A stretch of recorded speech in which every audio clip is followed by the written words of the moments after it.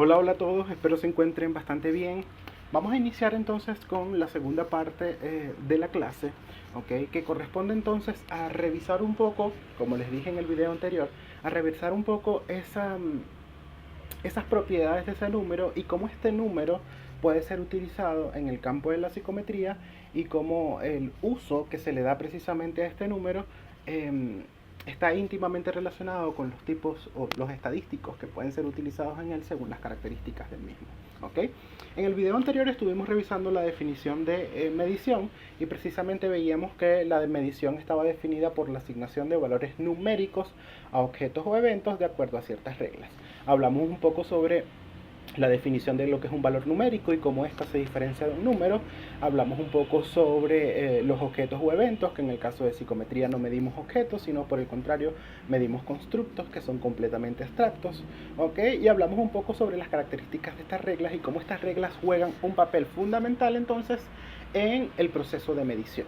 Y que estas reglas se convierten entonces en un indicador, por así decirlo, de la calidad de la medición. ¿Okay? Debemos comprender entonces que desde ese punto de vista la medición implica un proceso donde este número va a tener un significado. ¿Okay? Y según el significado que tenga este número y la forma en cómo este número pueda ser utilizado, nos va a dar cuenta en gran medida la forma en cómo el número precisamente está íntimamente relacionado a la estadística y los estadísticos que se pueden utilizar. ¿Okay? Un autor que yo les mencioné en el video pasado y que es importante resaltar es Stevens. Él alrededor de 1950 y 60 lanzó un artículo donde él habla un poco sobre los conceptos de la medición y cómo estos conceptos van íntimamente ligados a la psicometría. Y claro, puso un poco en tela de juicio cómo el concepto de medición está íntimamente...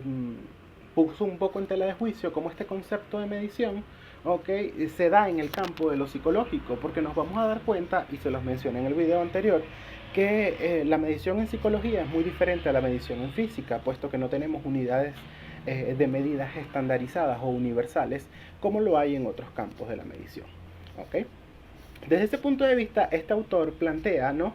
Este autor plantea que la medición en psicología cuenta con diferentes, o la medición en general, perdón, cuenta con diferentes niveles. Y esto tiene que ver con las diferentes reglas que se le pueden aplicar, que se pueden utilizar, perdón, para aplicar este valor numérico precisamente en el proceso de medición, ¿no? Y a partir de allí, él establece entonces 4 niveles de medición. El primer nivel de medición se le considera entonces como el nivel nominal o también conocido como escala de tipo nominal. Las escalas de tipo nominal, como su nombre lo indica, son nominales, es decir, únicamente responden al nombre. ¿Okay?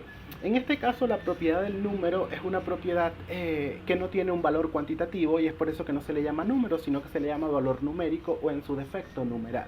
Porque en este caso el valor numérico no tiene la propiedad de ser cuantificada, ¿okay? No tiene la propiedad de sumarse, no tiene la propiedad de restarse, no tiene la propiedad de realizar operaciones matemáticas en sí, puesto que simplemente en este caso el valor numérico significa una etiqueta, es decir, una representación sobre lo que se está haciendo.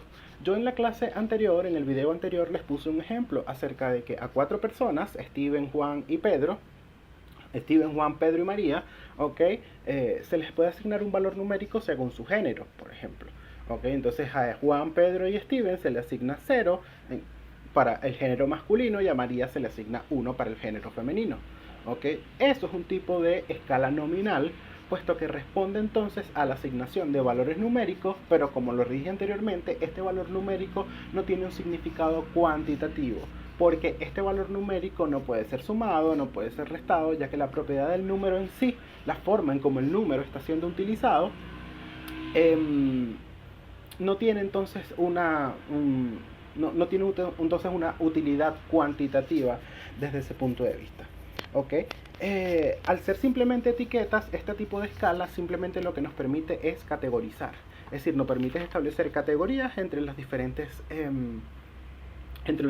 valores numéricos. La única regla en este tipo de escala nominal es que todos los miembros de un conjunto se les debe asignar entonces un signo o un valor numérico, pero que este signo o este valor numérico no debe ser asignado a otro conjunto. Por lo tanto, estos conjuntos deben ser totalmente excluyentes entre sí. ¿Okay? Desde el punto de vista matemático o estadístico, es el, es el nivel de medición más bajo, por lo tanto es el nivel que nos permite realizar menos propiedades, nos permite realizar menos análisis matemáticos, por así decirlo. En este caso, lo único que podemos hacer con una escala de tipo nominal es simplemente establecer una frecuencia y comparaciones entre las diferentes categorías entre ellas, ¿ok? Por lo tanto, desde ese punto de vista, nos vamos a dar cuenta que las cosas desde el punto de vista estadístico matemático que se pueden hacer con este número en una escala nominal, ¿ok? O con esta valoración numérica en una escala nominal, son muy pocas, ¿ok? Pero esto va íntimamente ligado a la forma en cómo este valor numérico puede ser modificado, puede ser flexible. En el caso de las escalas nominales, este valor numérico puede ser cambiado con mucha facilidad. Es decir, así como al género femenino yo le puedo asignar 0 y al género masculino yo le puedo asignar 1, ok, eso yo lo puedo cambiar para que el género femenino se le asigne 10 y al género masculino se le asigne 8, al género femenino 20 y al género masculino 30. Es decir, el número, por no tener un significado cuantitativo, se puede cambiar con mucha facilidad. E incluso hay algunos autores en la literatura que consideran que esto no es medición, aun cuando estemos cumpliendo con la definición de manera literal, ¿ok? Porque si nos vamos a la definición de forma literal, nos vamos a dar cuenta que estamos asignando valores numéricos a objetos o eventos según ciertas reglas, ¿ok? Por lo tanto, estamos cumpliendo con la definición, pero aún así hay autores que consideran que esto no es medición, ya que este valor numérico, al no tener un significado cuantitativo, deja de ser hasta cierto punto medible, si pudiese ser la palabra, ¿ok? Entonces, desde ese punto de vista, este número o este valor numérico puede ser cambiado por cualquier símbolo, incluso puede ser cambiado por letras. Por ejemplo, yo les puedo asignar a las mujeres 0, a las mujeres A, y a los hombres le puedo asignar B, por ejemplo. ¿Okay? Y así sucesivamente con cualquier símbolo. Es por eso que decimos entonces que a medida que las escalas van profundizando, que van avanzando, es decir, que vamos encontrando mayor profundidad o utilidad cuantitativa en estas escalas, nos vamos dando cuenta que el número o la propiedad de este número se vuelve cada vez más rígida. En este caso, el número únicamente tiene la propiedad de etiquetar, tiene la propiedad de identificar o de categorizar como tal. ¿Okay? Y es tanto así que, repito nuevamente, esto se puede simplemente modificar por cualquier otro símbolo como tal, y es por eso que algunos autores entonces no están de acuerdo con que la escala nominal no es una escala de medición. ¿Okay? Sin embargo, eso es un tema de discusión, es un tema mucho más profundo, y ahí entramos un poco en esto de la filosofía de la medición, acerca de qué es medición y qué no es medición. ¿Okay? Luego nos vamos entonces a lo que es la escala, la segunda escala, que es la escala ordinal. Algo que se me olvidó decirles al principio es que debemos tener en consideración que las escalas, a medida que van avanzando, van adquiriendo propiedades de los niveles de medición anterior. Es decir, en este segundo nivel, que es la escala ordinal, esta tiene la propiedad de la escala anterior, que es la escala nominal. Por lo tanto, con una escala ordinal nosotros podemos también establecer categorías, ¿okay? También podemos establecer etiquetas, es decir, el valor numérico que se le asigne en una escala ordinal a la propiedad que está siendo medida, igualmente va a tener el valor de ser etiquetado, igualmente va a tener la característica o la propiedad de que va a servir como una etiqueta. Sin embargo, en esta ocasión se añade otra característica, y es que además de tener la característica de poder categorizar, de poder establecer una etiqueta para las diferentes propiedades que se están midiendo, también va a tener la propiedad de que va a permitir un orden, y es por eso que se le conoce entonces como escala ordinal. ¿Ok? En las escalas ordinal requiere que los objetos o los elementos que se están siendo medidos puedan ser ordenados por rangos, ¿ok? Y que estos rangos respondan precisamente a una característica o a una propiedad que ya esté predefinida hasta cierto punto, ¿ok? En este tipo de escalas, en las escalas ordinales, debemos cumplir con una regla que se llama la regla de transitividad. Esta regla de transitividad nos dice que si A es mayor a B y B es mayor a C, por consecuencia A va a ser mayor a C. Por lo tanto, desde ese punto de vista, con las escalas ordinales, además de establecer categorías, como su nombre lo indica, podemos establecer órdenes entre ellos, ¿ok? Una de las cosas que debemos tener en consideración, que si bien podemos establecer órdenes, en estos órdenes no hay unas cantidades absolutas, ¿ok? Es decir, no hay intervalos iguales entre los diferentes rangos que se establecen entre un punto y otro. Un ejemplo de una escala ordinal podría ser, por ejemplo, las posiciones dentro de un organigrama de una organización. Es decir, en primer lugar está el presidente, ¿ok? En segundo lugar está el gerente general.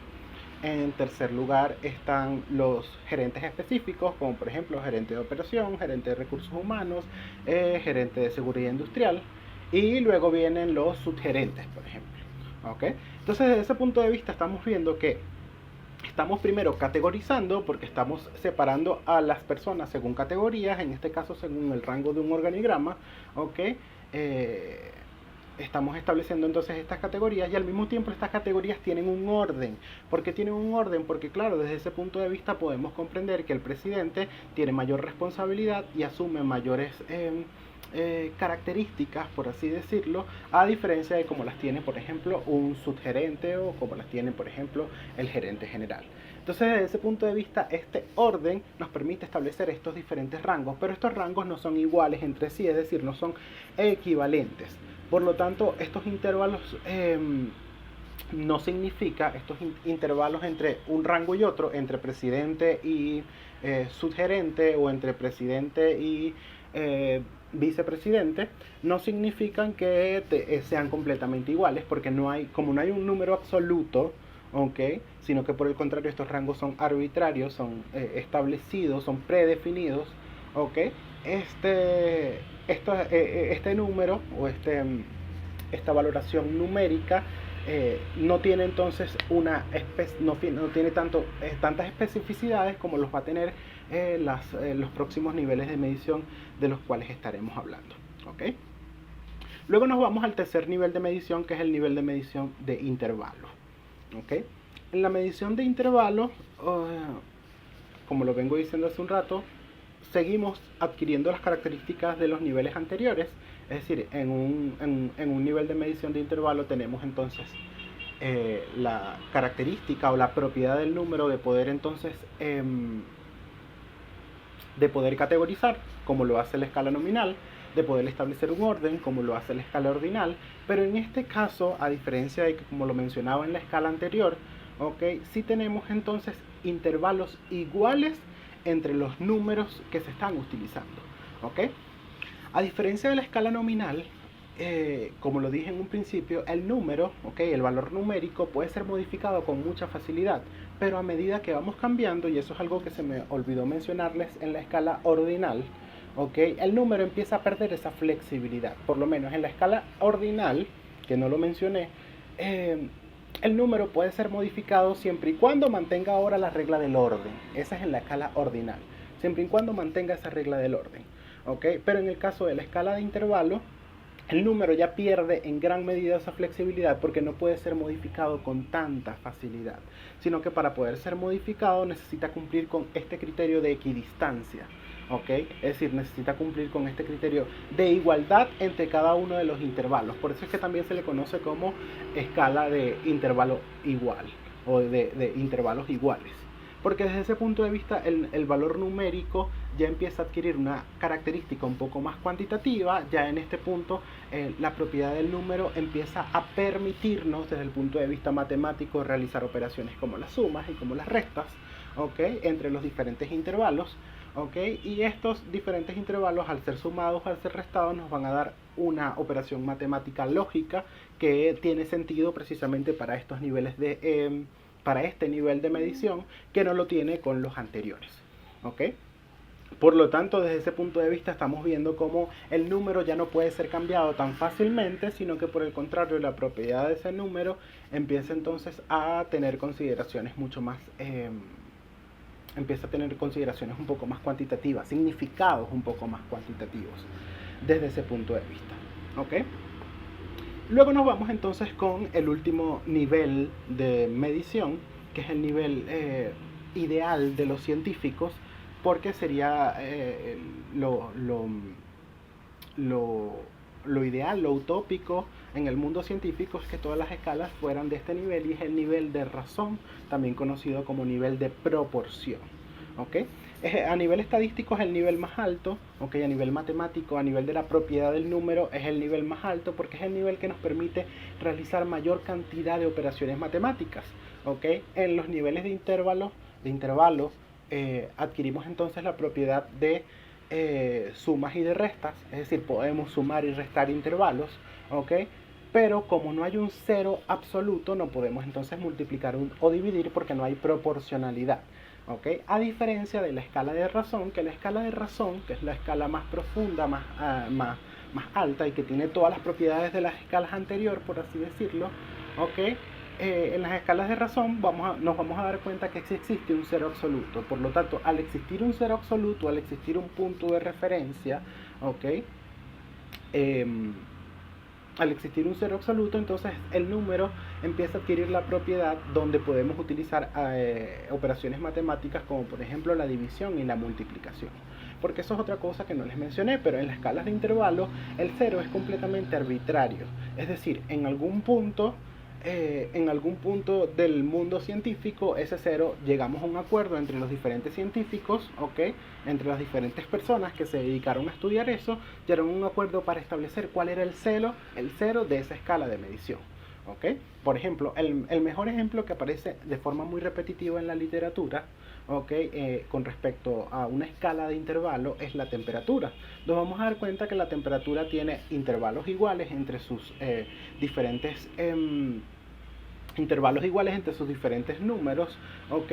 Pero que el cero es arbitrario. ¿Por qué es arbitrario? Porque, bueno, unas personas en algún momento, ¿ok?, de la historia decidieron entonces decir que, que el cero dentro de por lo menos la temperatura, que tener cero de temperatura no significa ausencia de temperatura, ¿ok? Por lo tanto, el cero simplemente significa que el agua se congela en ese punto. ¿Por qué? Porque, bueno, unos científicos dijeron que cuando el agua se empieza a congelar, estamos entonces a 0 grados, por ejemplo. ¿Okay? Por lo tanto, es un cero que fue definido o fue arbitrario precisamente, fue establecido por una comunidad científica. Lo mismo pasa con, no sé, por ejemplo, cuando dicen, bueno, cuando llegamos a 100 grados centígrados es porque el agua está en su punto de ebullición. ¿Ok? Pero es simplemente un acuerdo entre una comunidad científica. ¿Por qué por qué menciono este ejemplo? Porque es muy importante realizar la comparación entre la escala de intervalo y la escala de razón. En la escala de razón, este cero no es arbitrario, no es que muchas personas se sentaron a discutir acerca de qué significaba el cero, sino que en la escala de razón un cero es absoluto, lo que significa por naturaleza la ausencia de la propiedad que se está midiendo. Entonces, desde ese punto de vista, en las escalas de razón, esta ausencia de la propiedad nos está indicando que lo que se está midiendo no posee la propiedad en sí. ¿Ok? A diferencia de las escalas de intervalo, que el cero no significa ausencia, sino que significa simplemente un acuerdo entre una comunidad científica como tal. ¿Ok? Desde ese punto de vista, por supuesto, al poseer un cero absoluto, ya esto le da proporcionalidad, por eso es que también se les conoce como, más allá de escalas de razón, se le conoce entonces como escala de proporción, porque esta proporcionalidad nos va a permitir realizar entonces comparaciones un poco más específicas, como por ejemplo, si yo tengo un 8, ok, yo puedo decir que el 8 es 2 veces mayor al 4, ok, porque ya como hay una proporción, y hay un cero absoluto que me permite establecer cuántas veces hay de diferencia de un punto a otro en esa escala de medición, entonces yo puedo, en la misma escala, yo puedo establecer cuáles son las proporciones, si hay 2 veces más, 3 veces más, 10 veces más, con respecto de un número a otro en particular. ¿Ok? Esta escala, como les decía hace un rato, esta escala de medición de razón es la escala que nos permite realizar mayores procedimientos matemáticos. Por lo tanto, desde ese punto de vista es una escala que es la ideal desde ese punto de vista en el mundo científico. Sin embargo, en el caso del campo de la psicología, las escalas de razón no existen. ¿Por qué las escalas de razón no existen? Porque no podemos alegar que existe la ausencia total de una propiedad, ya que como en psicología trabajamos con constructos, y eso lo vamos a ver en un próximo video, ¿ok? Trabajamos con constructos y no con... y los constructos son abstractos, son intangibles, ¿ok? No podemos entonces completamente afirmar que una propiedad está en ausencia total. Por ejemplo, si yo estoy midiendo la inteligencia en un niño, ¿ok? Que la inteligencia es un constructo, entonces yo no puedo decir si un niño en una prueba de inteligencia no respondió absolutamente ninguno de los ítems, ninguna de las preguntas que se le están haciendo, yo no puedo afirmar que ese niño tiene 0 de inteligencia, sino que probablemente por ser un constructo y al ser abstracto y que puede presentarse de diferentes formas o de diferentes maneras, ¿ok? Probablemente la forma en como yo le estoy haciendo la pregunta no es la adecuada y no está respondiendo precisamente el contexto de ese niño, pero eso no significa que el niño tenga ausencia de la propiedad que se está midiendo, que en este ejemplo que les estoy dando es la inteligencia como tal. Por lo tanto, desde ese punto de vista, las escalas de razón en psicología no existen porque no podemos afirmar que haya ausencia de lo que se está midiendo, ya que los constructos pueden presentarse de diferentes maneras y eso más bien responde a que probablemente la manera en como yo lo estoy midiendo no es la forma en cómo se está presentando en la persona que... en la forma, en la propiedad, en cómo está siendo medida en la persona como tal. ¿Ok? La escala de razón adquiere las propiedades de todas las escalas anteriores, es decir, a través de una escala de razón podemos categorizar, como lo hace la escala nominal, podemos entonces establecer orden, como lo hace una escala ordinal, ¿ok? Y podemos establecer intervalos iguales, como lo hace una escala de intervalo, añadiendo entonces el 0 absoluto, es decir, el 0 que nos indica la ausencia de la propiedad que se está midiendo como tal, ¿ok? La mayoría de las variables, ¿okay? La mayoría de los constructos en psicología se encuentran dentro de las dos primeras escalas, es decir, de las escalas nominales y de las escalas ordinales. ¿Okay? Como les dije en un principio, estas dos escalas son como las dentro de un rango, son como las más básicas, ¿okay? Y son las que nos permiten realizar menos cantidad quizás de... gracias a la propiedad del número, son las que nos permiten entonces realizar menos análisis matemáticos y estadísticos. ¿Okay? Por lo tanto, en una escala de tipo nominal, como se los dije en un principio, únicamente puedo establecer frecuencias, únicamente puedo establecer comparaciones entre las diferentes categorías o las diferentes valoraciones numéricas, ¿no? En una escala ordinal, ¿okay? En una escala ordinal yo puedo entonces empezar a establecer, a utilizar estadísticos como por ejemplo la mediana, ¿okay? O como por ejemplo los percentiles, ¿okay? En la escala nominal también puedo utilizar la moda, por ejemplo, ¿okay? Pero son los estadísticos que más se adjudican precisamente a este tipo de escalas. Es decir, para la escala nominal, la frecuencia, la moda, o asociaciones o comparaciones entre los diferentes grupos, y para la ordinal, la mediana, los percentiles como tal. ¿Okay? Y ustedes me dirán, bueno, pero ¿cómo así que únicamente podemos utilizar medianas? Si yo he visto como en psicología, para algunas escalas se utiliza, por ejemplo, la media aritmética, o se utiliza, por ejemplo, la correlación. ¿Okay? Para ello, ¿okay? Como les dije en un principio, la mayoría de las escalas en psicometría, ¿okay? Llegan hasta su nivel nominal o en su defecto ordinal. ¿Okay? Sin embargo, la psicometría a través del tiempo ha asumido unos supuestos que nos permiten entender o que nos permiten utilizar una escala de tipo ordinal como si fuese una escala de tipo intervalo, ¿okay? Que es el mayor nivel en el cual una escala psicológica, ¿okay? Puede llegar.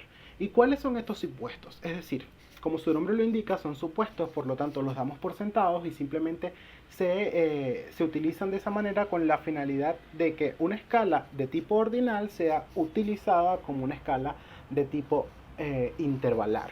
¿Okay? El primero de estos supuestos es que debemos comprender que las variables en psicología están representadas por una línea recta que tiene direccionalidad que va de menor a mayor. Entonces imaginemos, por ejemplo, que estamos midiendo ansiedad y que esta ansiedad está representada por una recta, es decir, por una línea recta, y que esta línea recta tiene direccionalidad porque va de menor a mayor. Por lo tanto, lo que me está indicando es que de este lado de la recta hay menor cantidad de ansiedad, ¿ok? Y de este lado de la recta hay mayor cantidad de ansiedad, por colocar un ejemplo, ¿ok? Esta direccionalidad, por supuesto, nos va a permitir comprender que la propiedad se presenta en diferentes cantidades según la forma en cómo nos vamos moviendo en dirección a esta recta. ¿Okay?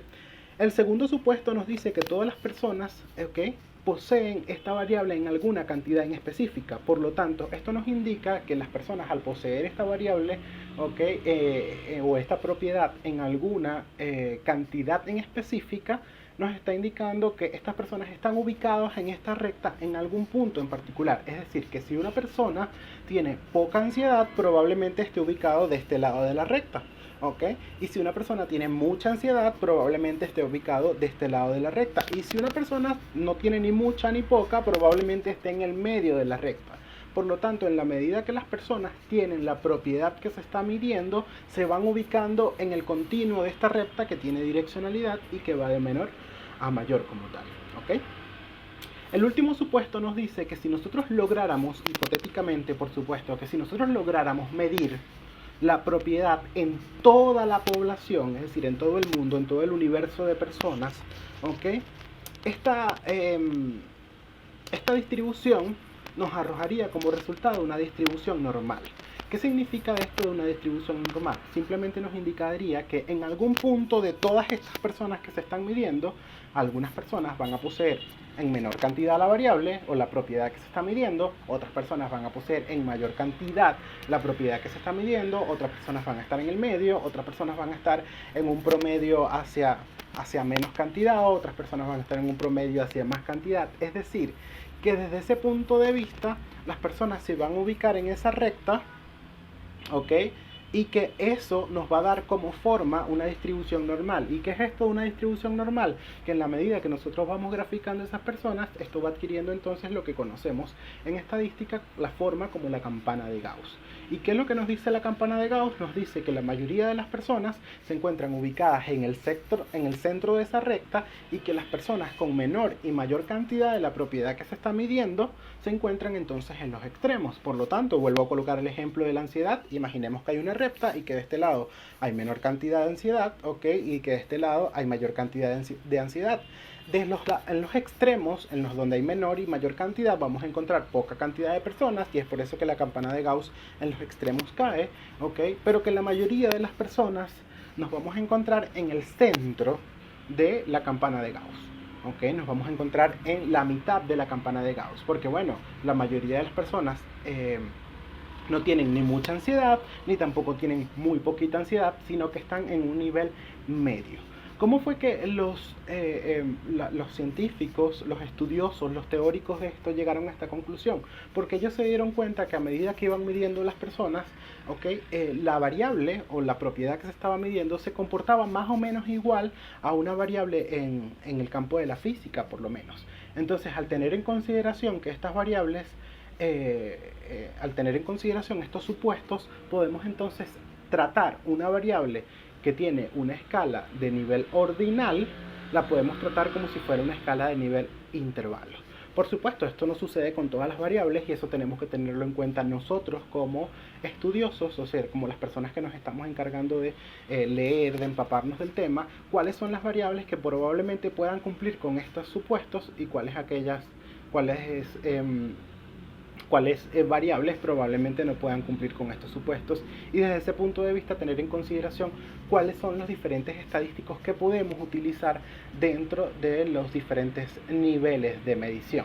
Porque por lo menos ya yo sé que si quiero establecer una correlación, existen estadísticos como por ejemplo Spearman, que Spearman es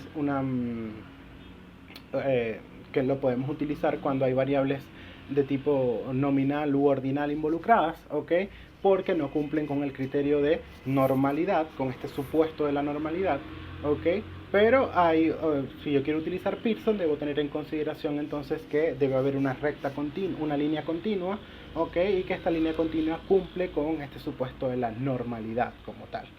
Entonces desde ese punto de vista nos vamos a dar cuenta que la forma en cómo utilizamos los estadísticos dentro del campo de la psicometría es sumamente importante según la propiedad del número que se le está asignando, y que esa propiedad, por supuesto, en gran medida nos va a determinar la manera en cómo ese número va a ser interpretado y cómo ese número puede ser utilizado según los diferentes estadísticos que a nivel matemático puedan llegar a utilizarse con él.